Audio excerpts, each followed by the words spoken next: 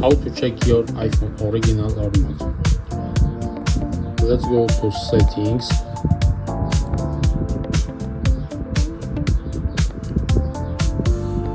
General.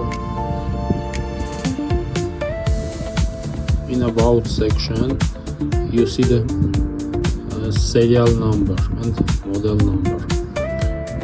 You need to copy serial number,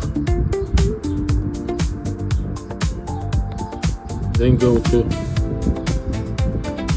any browser and search iPhone check.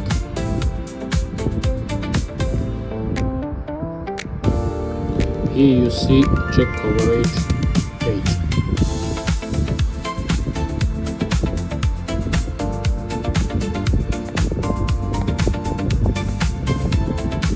You need to paste serial number here, click submit.